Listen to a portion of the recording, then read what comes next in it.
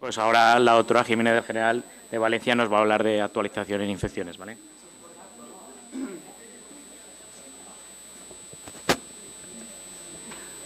Hola, buenos días a todos. Gracias, Miguel, gracias Hospital Clínico por invitarme de nuevo a participar en estas jornadas y por darme un montón de faena por las tardes en mi casa. Esta es una primera pregunta y ya habéis respondido. Bueno, solo os habéis decantado por la B y por la C, ya veremos luego qué pasa. Ahora va a pasar. No, ya va cambiando. Es respecto a un paciente en DP, ya lo veis, que viene y tiene el líquido turbio. ¿Qué hago? Las opciones que veis ahí. Pasamos la siguiente. Vale. Y esto es otro tipo de infección, otra complicación infecciosa en DP, la infección del orificio de salida. Y tengo una pseudomonas, la bonita pseudomonas. ¿Qué hago? Le pongo un antibiótico, trato 2 semanas, le pongo 2 antibióticos, trato 3, le quito el catéter aunque empiece con el antibiótico. Bueno, ¿alguien opina otra cosa diferente?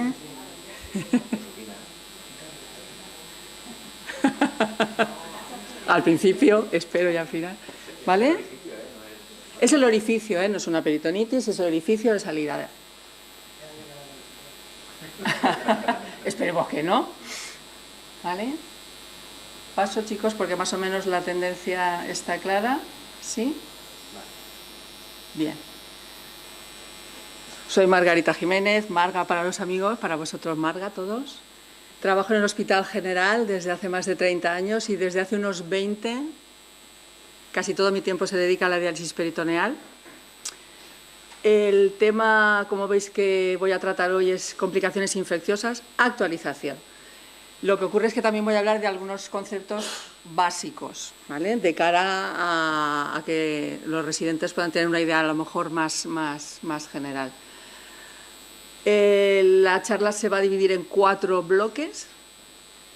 Primero, ¿por qué seguimos hablando de complicaciones infecciosas en diálisis peritoneal cuando afortunadamente desde la aparición de las conexiones en I, de la doble bolsa, la tasa de peritonitis bajó de forma radical y a pesar de que en el grupo de trabajo nuestro, en el grupo de Levante, la tasa de peritonitis ha ido bajando desde los años 94 hasta el año 2016, que es el último registro. Esta diapositiva se la debo agradecer a Miguel.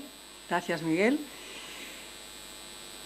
Pues porque la peritonitis sigue estando implicada de forma directa o indirecta, pero con un importante peso en el 16% de las muertes en diálisis peritoneal y provoca el 18% de los fallecimientos por causa infecciosa, porque puede estropear y alterar la membrana peritoneal, porque es la causa principal de fracaso de la técnica, porque el run de las peritonitis puede ser un factor decisivo a la hora de iniciar o de decidir el tratamiento con peritoneal, no de los pacientes, sino de los propios compañeros, y porque las infecciones del orificio de catéter van a complicarse con peritonitis. Estos son los motivos por los que la Sociedad Internacional de Diálisis Peritoneal ha ido publicando guías de apoyo de tratamiento. Las últimas son del 2016 respecto a peritonitis, 2017 respecto a la infección relacionada con el catéter. También hay otras guías y es en estas últimas guías, en las más recientes, en las que se basa un poquito esta actualización. Empezamos de fuera hacia adentro, infección del orificio y túnel. Previamente, las guías anteriores se combinaban las recomendaciones sobre la infección del orificio, hasta que en 2017 hubo una publicación, una guía exclusivamente dedicada a las infecciones de catéter. Y lo que nos recuerdan es que el objetivo de tratar y curar las infecciones del orificio es prevenir las peritonitis. Y nos define, en primer lugar, lo que es una infección del orificio de salida, que es la aparición de un drenaje, de una supuración, de un exudado purulento, punto, con o sin eritema. Es decir, que en vez de ver un orificio perfecto como este, nos podemos encontrar con un orificio de este aspecto, pero lo que define la infección del orificio es la aparición del exudado. Un tejido de granulación no es una infección del orificio. Un frotis con bacterias no es una infección del orificio si el orificio tiene un aspecto normal. Respecto a la aparición o no de eritema, puede acompañar o no a la infección. El eritema solo no es infección, pero nos recuerda la guía que puede ser un signo precoz de infección y que, por lo tanto, deberíamos vigilar ese eritema. Nos define la infección de túnel como la aparición clínica de una infección a lo largo del trayecto del túnel subcutáneo o la aparición de una colección alrededor del catéter en la ecografía. También nos recuerda cuándo deberíamos hacer una ecografía para descartar esta posibilidad, siempre que sospechemos la infección. Cuando hay una infección, sobre todo por áureos, que, como dice Alfonso, va a intentar provocarnos una peritonitis, siempre que tengamos dudas, para seguimiento de estas infecciones y, en caso de peritonitis recidivantes, por si hay oculta una infección del túnel. ¿Y qué bacterias van a producir, qué gérmenes van a producir estas infecciones? Muy variados. En general, las comunidades microbianas de la piel. Y como veis, en esta gráfica que recoge el microbioma humano, más o menos la distribución, marcado en verde están las bacterias, las comunidades bacterianas de la piel, y son las de mayor variedad respecto a otras superficies epiteliales. Incluso dentro de la propia piel, dependiendo de la zona del cuerpo, hay una distribución diferente de las diferentes bacterias.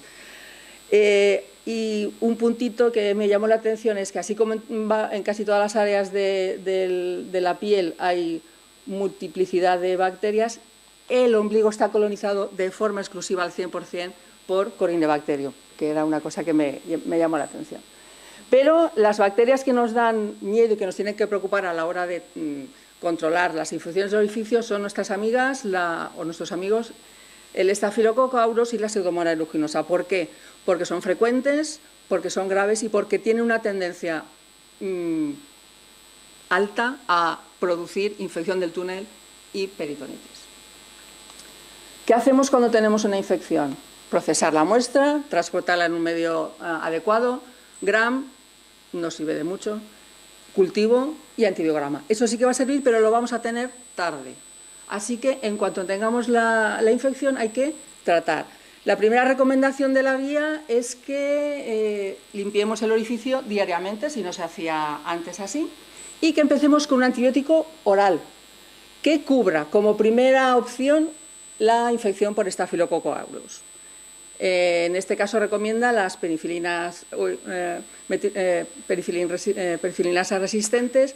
La dicloxacilina, por ejemplo, es el Orbenin, que sería el de elección según la guía, salvo que exista un antecedente o sepamos que el paciente está colonizado por un aureus meticilin resistente. En ese caso deberíamos indicar de entrada el tratamiento con un glucopéptido o con clindamicina, o que el paciente tenga antecedentes de pseudomonas o sospechemos que pueda ser una pseudomonas. En este último caso deberíamos empezar el tratamiento con un antibiótico anti-pseudomonas.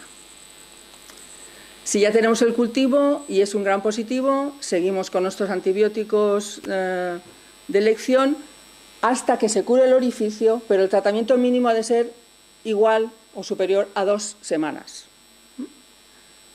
Si aparece un aureus meticilin resistente, cambiamos a vancomicina o, según el antibiograma, el antibiótico que consideremos oportuno. Si nos ha crecido una pseudomonas, 2 antibióticos. Siempre que aparece pseudomonas, da mucho susto, da mucho miedo, y son 2 antibióticos los que tenemos que utilizar, y el tratamiento mínimo es, desde luego, hasta que se cure el orificio, pero un mínimo son 3 semanas, no 2, sino 3.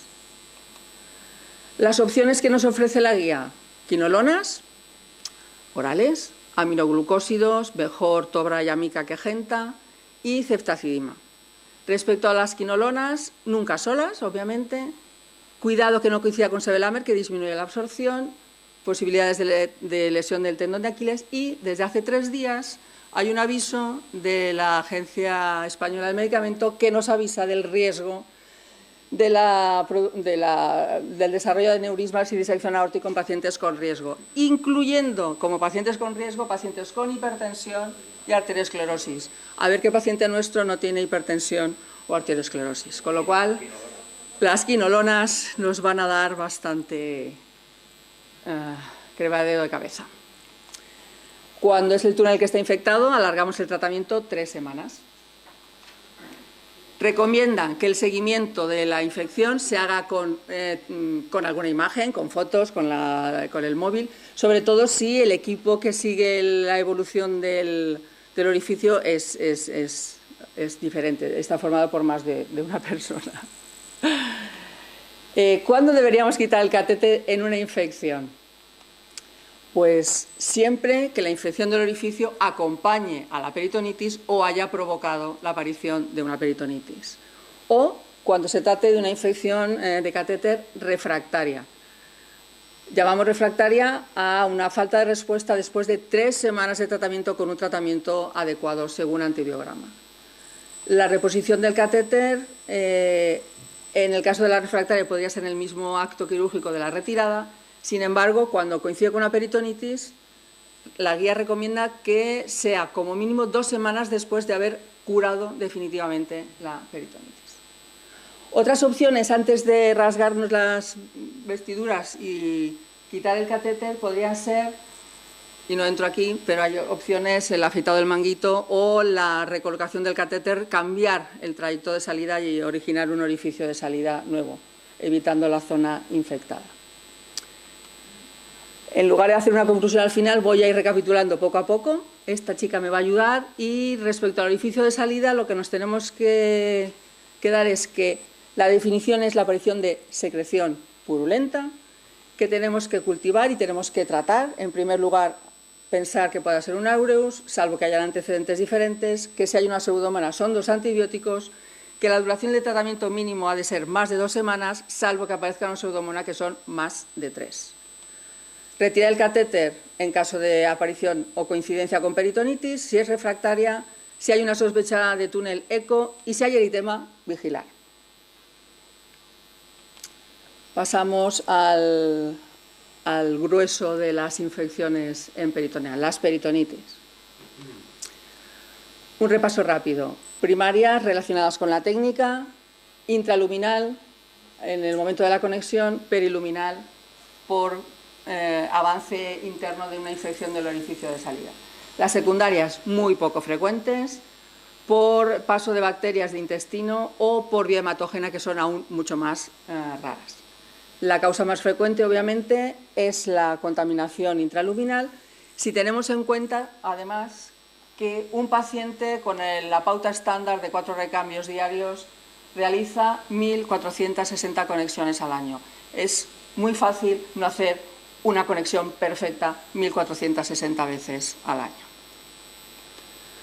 La recomendación de la guía. Primero, la tasa de peritonitis. Debe ser, nuestro objetivo, que sea inferior a 0,5 episodios por paciente y año de riesgo.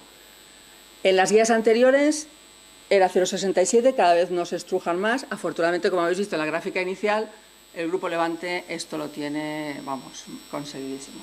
¿De acuerdo? Siguiente punto, definición de peritonitis. Aquí siguen apostando por el 2 de 3. La presencia de 2 de estos 3 eventos que ahora os voy a contar. El primero es un hallazgo clínico.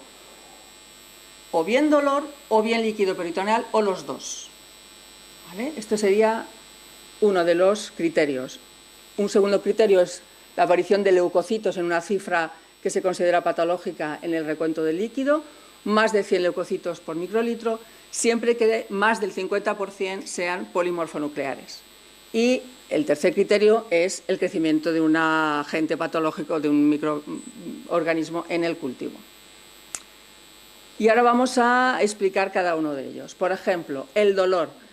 Un paciente en diálisis peritoneal que tenga dolor abdominal, si no hay una explicación muy evidente, muy clara, la primera sospecha siempre va a ser una peritonitis. Eso nos va a obligar a hacer un drenaje. Si el líquido es transparente, no lo es, buscamos otra cosa. Si tenemos dudas, recuento. El dolor de la peritonitis es típicamente difuso, con rebote positivo, y si está muy localizado, igual deberíamos sospechar otra patología de tipo quirúrgico. De paso que le tocamos el abdomen, pues vemos el orificio por si coincidiera con una infección. Líquido turbio. Paciente en diálisis peritoneal con líquido turbio, primera sospecha, siempre una peritonitis. ¿Y qué me dicen las guías cuando tengo esto? Tratamiento inmediato. ¿Vale? No me espero a tener el recuento. Disparo y luego pregunto. ¿Vale? Otras causas de líquido turbio. Quiloperitoneo, poco frecuente. Más frecuente, y yo lo estoy viendo bastante, es un quiloperitoneo relacionado con los antagonistas del calcio, como hipotensores. El hemoperitoneo difícilmente se nos confunde con la peritonitis, puede ser. De todas formas, las químicas, las eosinófilas, por malignas, por bilis. En cualquier caso, un paciente que tenga estas complicaciones no le va a pasar nada porque reciba una dosis del antibiótico del protocolo. Hasta que llegue el recuento. El recuento patológico, más de 100 leucocitos, más de 50% polimorfonucleares, pero solo si el líquido peritoneal ha estado como un mínimo de 2 horas. Si lo tenemos menos tiempo, como ocurre con los pacientes que puedan estar en cicladora, el número total de leucocitos me va a dar un poco igual, sí que voy a tener en cuenta el porcentaje de polimorfonucleares. También va a ocurrir esto cuando el paciente me venga con el abdomen seco, al que primero le voy a tener que hacer un recambio manual con un mínimo volumen de 1 litro, tendré que esperar 1 o 2 horas según la hora de la noche a la que me haya llegado el paciente, pero tendré en cuenta el porcentaje de polimorfonucleares para tener un criterio de diagnóstico de peritonitis.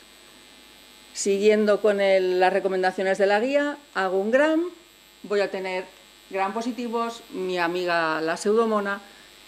Esto no va a modificar la terapia empírica del protocolo. Sí que la va a modificar si aparecen hongos. En ese caso, sí que hay que retirar el catéter lo antes posible. Cultivo. Procesar la muestra rápido, menos de 6 horas.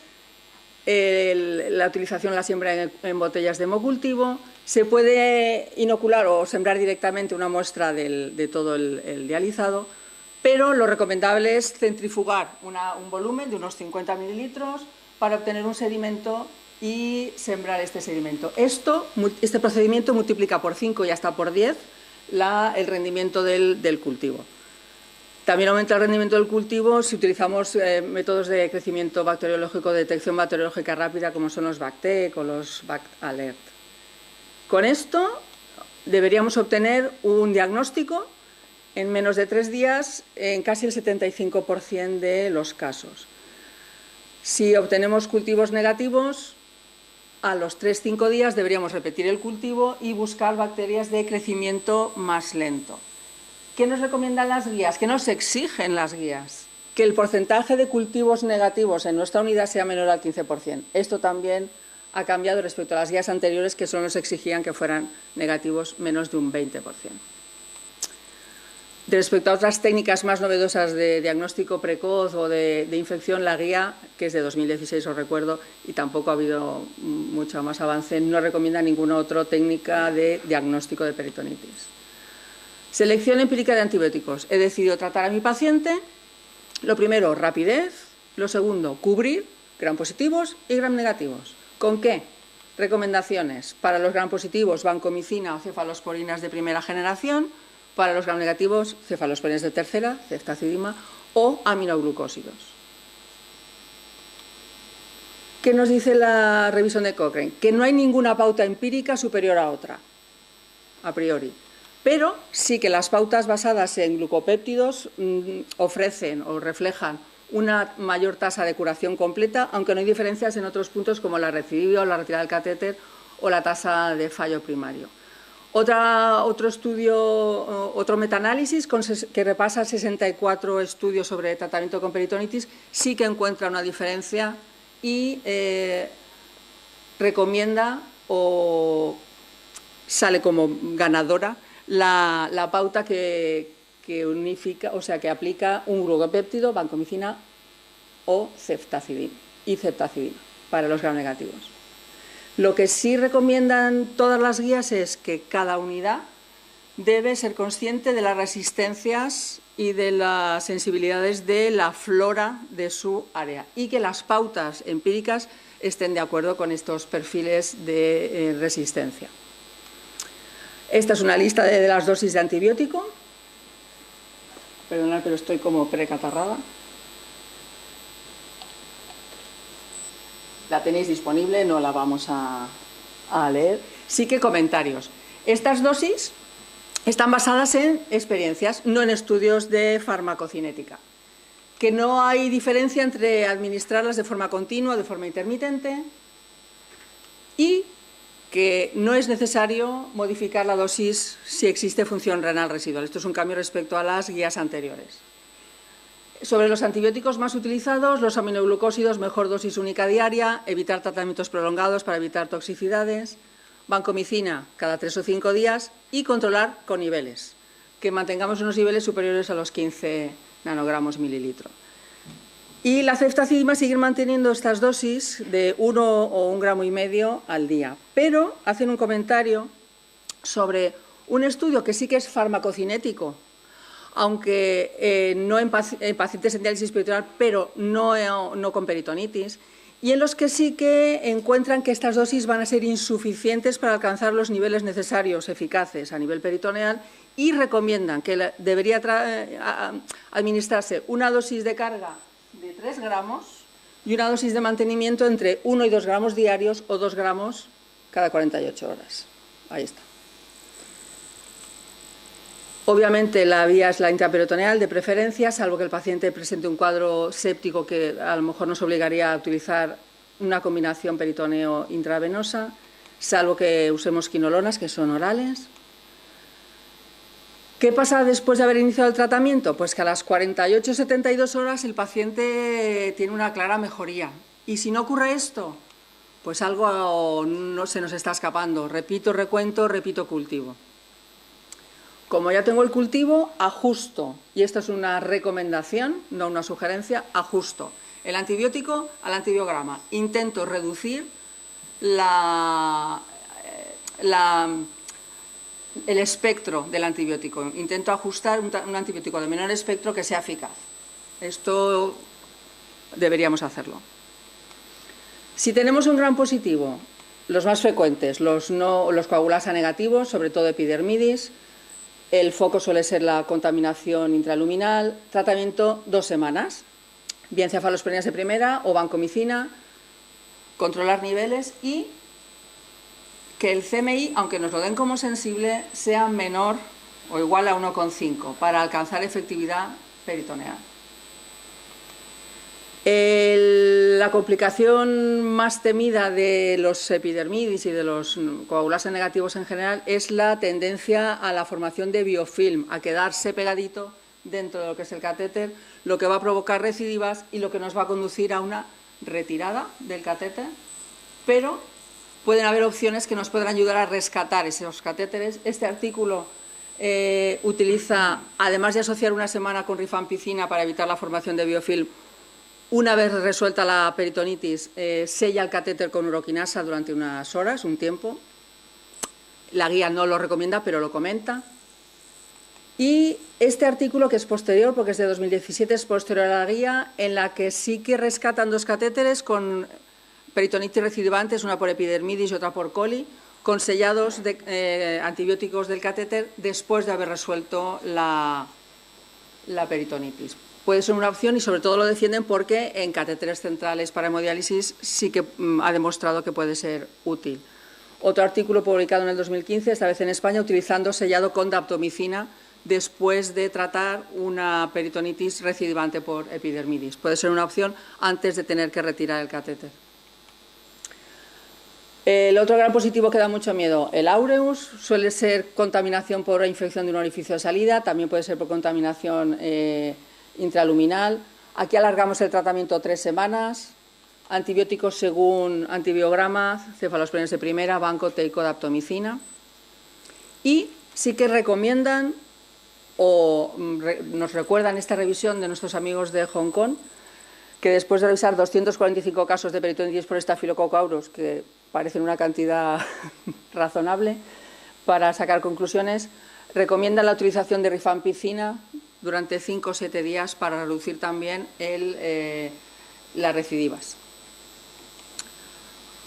Los estreptococos suelen tener origen en la cavidad oral, 2 semanas de tratamiento, ampicilina, cefas o banco. Estos dan un poquito más de respeto. Los enterococos son de origen intestinal, 3 semanas de tratamiento. Y sí que, además de la vancomicina, sugieren añadir un aminoglucósido en casos severos. En caso de resistencia a la vancomicina, utilizamos ampicilina. Si es resistente, las opciones linezolid, daptomicina o teico.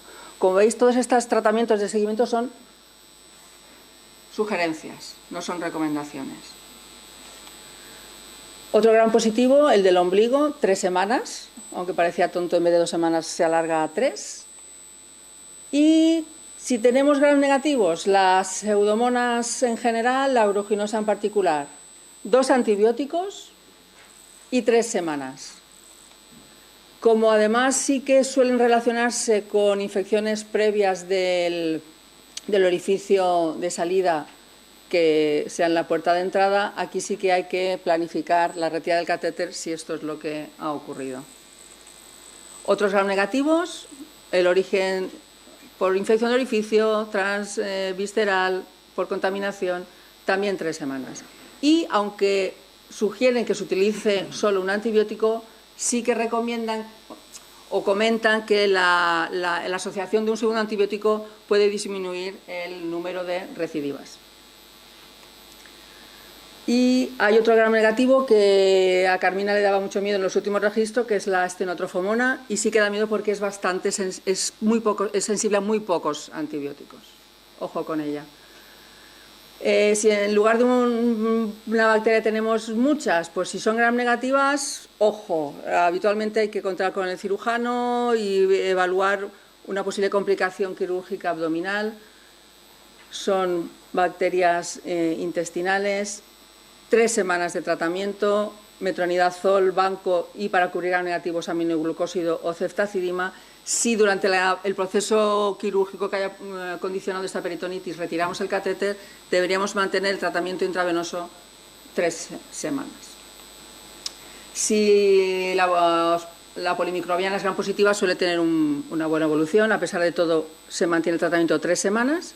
Suelen ser bacterias contaminantes de la piel. Y si no tenemos ningún cultivo, pues si hemos empezado con nuestro protocolo y en 3 días va bien, estupendo.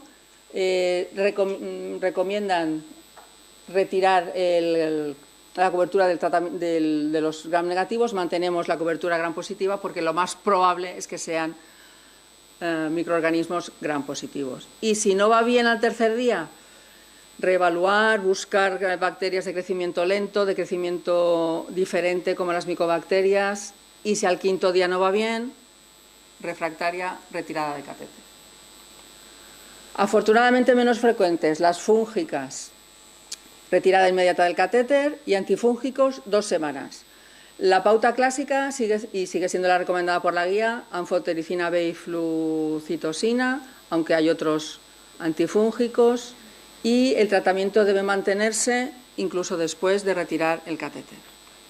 Menos frecuentes también las tuberculosas, difíciles de diagnosticar, y Javier lo sabe perfectamente, que nos contó un caso hace un par de reuniones. Sospecharla cuando hay recidivas o refractarias con cultivos negativos.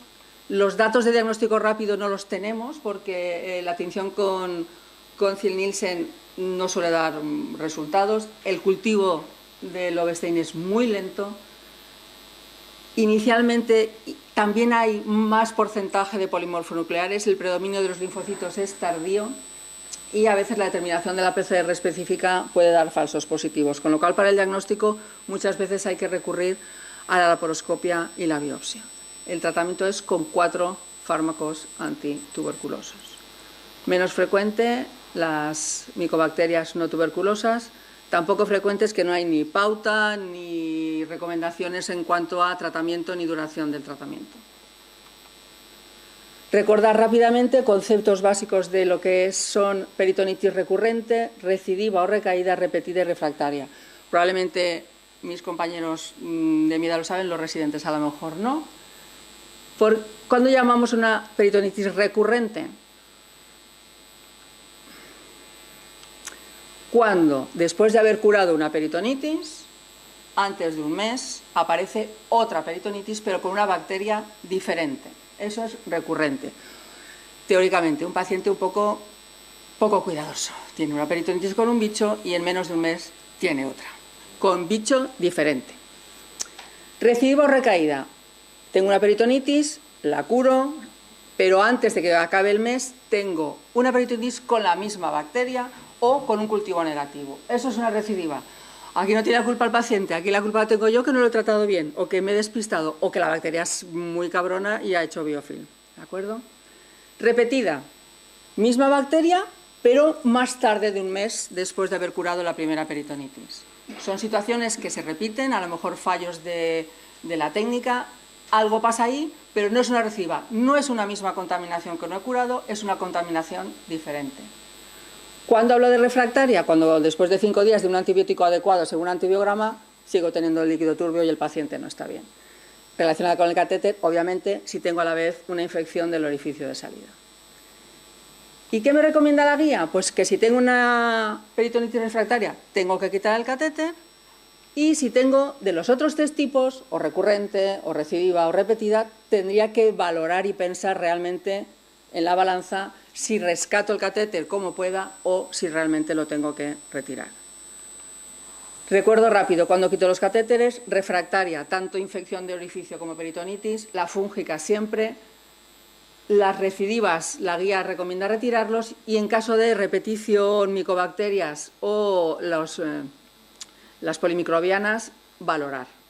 Reinserción. Siempre que hay una peritonitis, esperar 2 semanas después de haber curado la peritonitis para reinsertar un catéter nuevo, si así lo decidimos. Repaso rápido.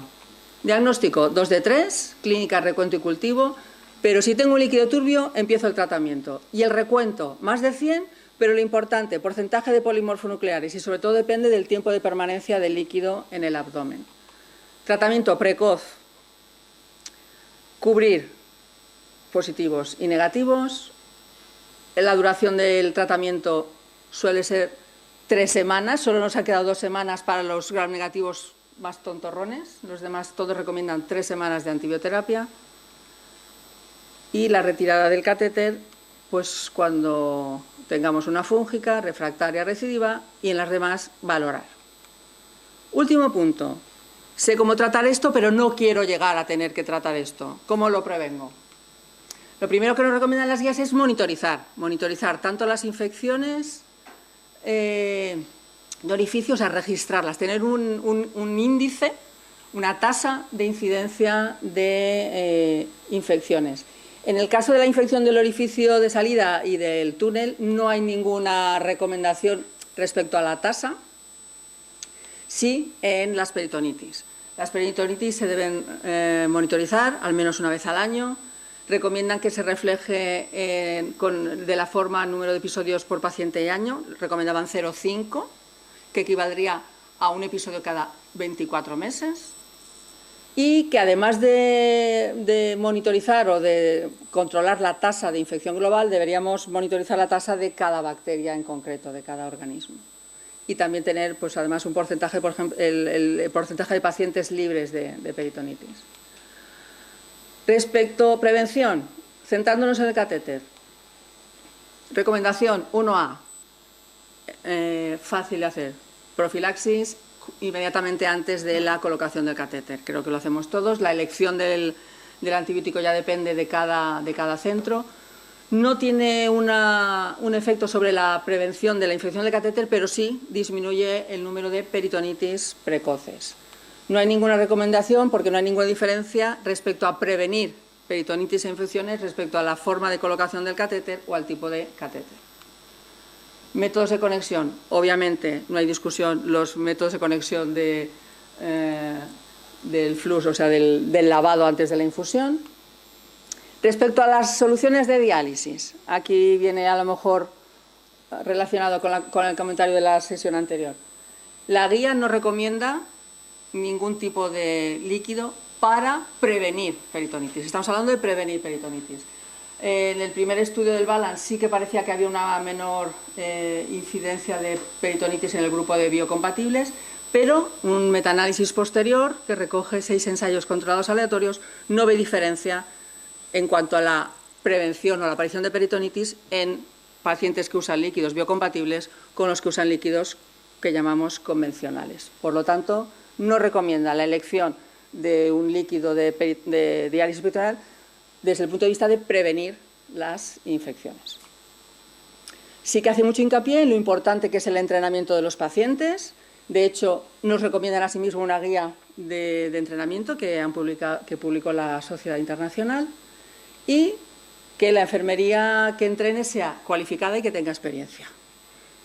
No define cómo tiene que ser el entrenamiento ni qué quiere decir lo de la experiencia. Punto importante, aplicación de antisépticos y antibióticos tópicos en el orificio. 1A, recomiendan aplicación de crema o pomada con antibiótico en el orificio de salida.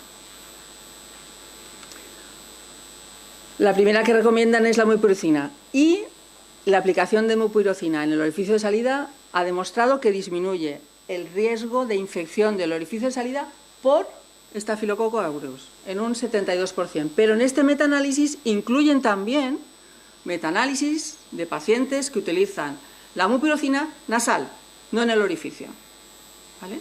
Por este motivo, la guía australiana, por ejemplo, equipara la utilización de mupirocina intranasal o en el orificio a la hora de reducir el riesgo de infección de orificio de salida. Es mejor la aplicación diaria porque parece que puede provocar menos resistencias, mejor 3 veces a la semana, mejor 3 a la semana que semanal, como sí que hay registrado o reportado en algunos artículos. No parece, a pesar de todo, que esté implicada en la aparición de resistencias a largo plazo, y aunque los catéteres que usamos todos son de silicona, ojo, que no se puede utilizar con poliuretano. Segundo antibiótico que recomiendan, gentamicina. En este caso, lo que se reduce es el riesgo de infección del orificio por pseudomona. Es menos eficaz en la prevención de las infecciones por gram positivos. Pegas, que si hemos empezado con mupirocina y ahora se me ocurre cambiar a genta, lo que voy a tener es un aumento de infección por enterobacterias. Y además, aunque el peso es poco, parece que sí que puede aumentar el riesgo de infección del orificio por micobacterias no tuberculosas. Otro punto a tener en cuenta con la aplicación de pomada de gentamicina sobre el catéter. Produce lesión del catéter. Este catéter se retiró por un problema infeccioso, pero estaba roto por haber utilizado pomada de gentamicina sobre el catéter. Recogen 6 casos y después, entrenando al paciente a aplicar la pomada en la piel, no sobre el catéter, desaparecen por completo las lesiones del catéter. O sea que si se decide utilizar la gentamicina, hay que explicarle bien al paciente que la pomada es para la piel y no es para el catéter. Y que a nadie se le ocurra utilizar gentamicina y mupirocina a la vez, porque lo que va a tener es un aumento de las peritonitis fúngicas. Respecto al agente de limpieza del orificio, no recomiendan específicamente ninguno, porque no hay gran diferencia entre utilizar un tipo de agente limpiador u otro. Lo que sí que recomiendan es que por lo menos 2 veces a la semana se limpie el orificio y siempre que se duche el paciente. Otras indicaciones de antibiótico en profilaxis o en prevención de infecciones en peritoneal. Sugieren que se busquen los portadores nasales y que se traten, desde luego. Respecto a la realización de pruebas invasivas como colonoscopia o exploraciones ginecológicas, sí que recomiendan o sugieren que se emplee una profilaxis con antibiótico. No se decantan por ninguna pauta específica, pero sí que hay un artículo en el que recomiendan la utilización de ampicilina y un aminoglucósido intravenoso, añadiendo o no metronidazol, ¿vale? En las guías anteriores sí que hacen hincapié en que las exploraciones se realicen con el abdomen vacío, en esta no, pero me imagino que la recomendación sigue siendo que se realicen con el abdomen vacío, obviamente. Otro momento en el que recomiendan la profilaxis con antibiótico es si se van a realizar procedimientos dentales que sean excesivos, no quitar una muela, sino realmente hacer algo importante con las piezas dentales. Simplemente se trataría de tomar una dosis de amoxicilina previa. Una de las más importantes, para mí fundamental, y la que ha reducido de forma muy significativa la incidencia de peritonitis fúngicas, es la prevención secundaria a la hora de añadir una profilaxis antifúngica cuando tratemos de forma prolongada con antibióticos a los pacientes. Es decir, en cualquier episodio de peritonitis deberíamos asociar una profilaxis para evitar la fúngica. Los estudios comparan igualmente la eficacia de la nistatina oral o del fluconazol. El fluconazol tiene alguna desventaja porque es incompatible con algunas medicaciones, pero los dos son igual de eficaces. Recordamos, monitorizar, realizar índices y tasas para saber dónde estoy, si lo estoy haciendo bien o no lo estoy haciendo tan bien o lo estoy haciendo fenomenal. Antibiótico profilaxis siempre en la implantación. En la infección del orificio, mupirocina en el orificio o nasal, porque al parecer en algunas guías es equivalente, o utilizar gentamicina.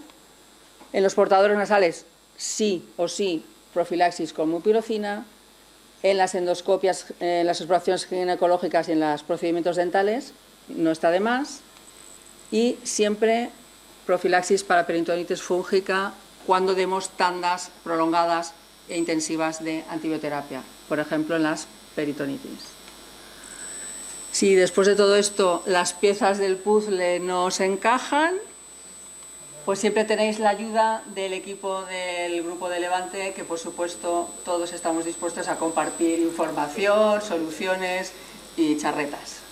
Muchas gracias.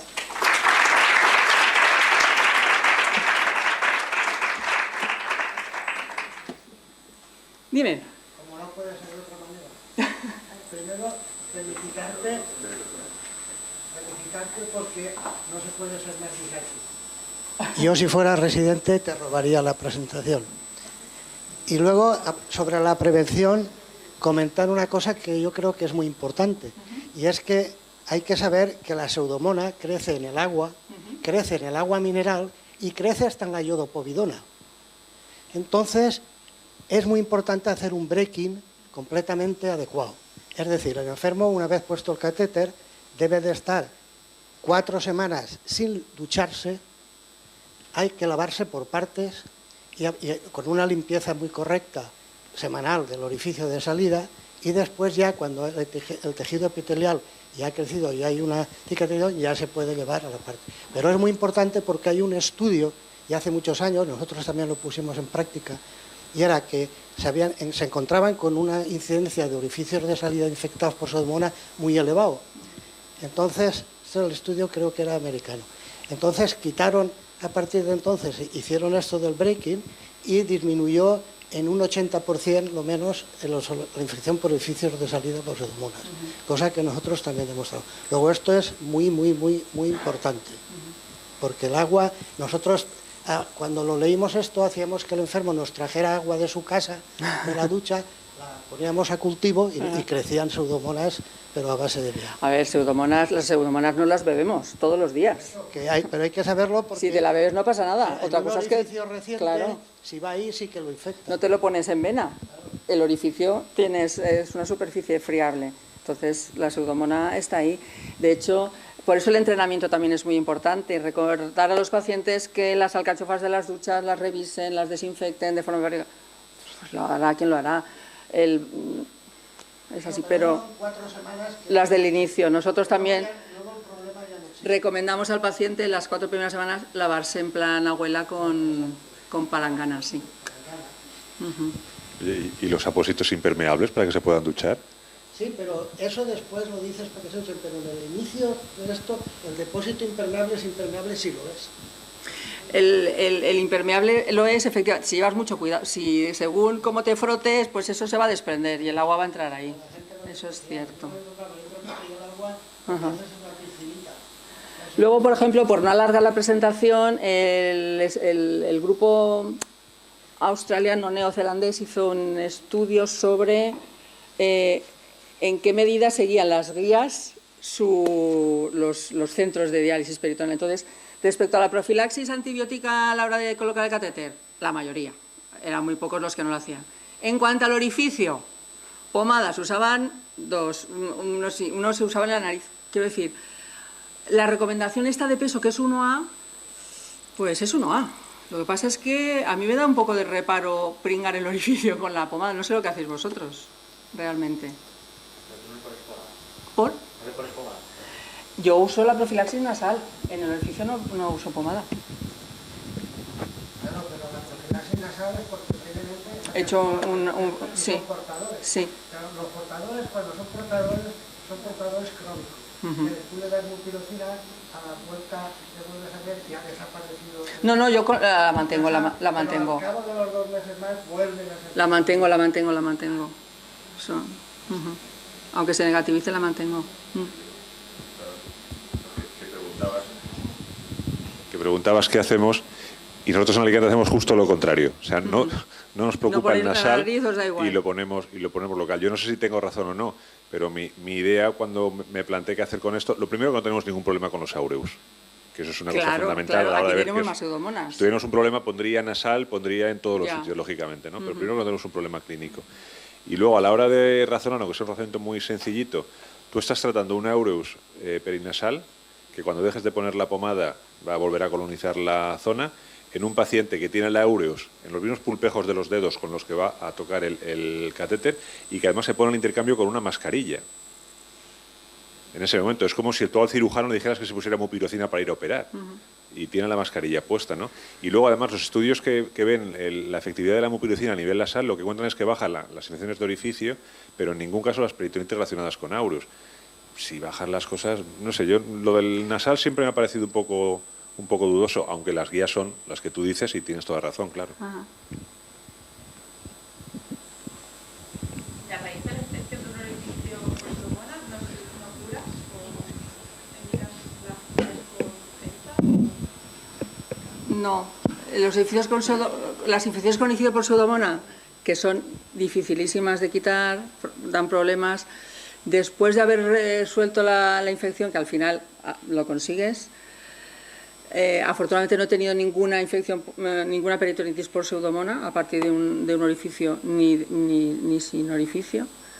No me he planteado hasta el momento a añadir la mupirocina tópica, la genta, perdón, con la pseudomona. En lo de los enterococos, a mí me da la sensación de que está indicada la vancomicina antes que la ampicilina y solo... A ver, la vancomicina, en los protocolos empíricos, el antibiótico que más se recomienda para iniciar la cobertura de gram positivos es la vancomicina. Cuando tienes el enterococo, pues a veces si es resistente pasas aunque recomienda inicialmente, cuando tú lo tienes, cuando ya tienes el enterococo y tienes el antibiograma, recomiendan desescalar ampicilina si es sensible. Claro, si no lo es, bajas, y si no lo es, bajas. Muchas veces esto que dice que no se pueden juntar las ampicilinas con los aminoglucósidos, eso es como que pone que reaccionan mal. La ampicilina con los aminoglucósidos, ¿dónde? ¿En la misma bolsa o en el...? A ver... Dice que lo pone en el siguiente, que lo pone a la hora de la práctica. Yo nunca he puesto a la vez vancomicina y ampicilina. No, Aminoglucósidos. y aminoglucósidos. Vale. Ampicilina y aminoglucósido a la vez no hay ninguna pauta. ¿Vale? Lo que sí que hay que administrar, cuando pones el antibiótico en la bolsa peritoneal, utilizar jeringas diferentes. ¿Vale? Y la vancomicina diluirla con agua estéril y no con suero fisiológico para que no precipite. La combinación de ampicilina y aminoglucósido dentro del peritoneo... Sí. No lo sé, tendría que mirar la bibliografía y tendría que buscármelo. No sé si precipitaría o no la forma de evitarlo.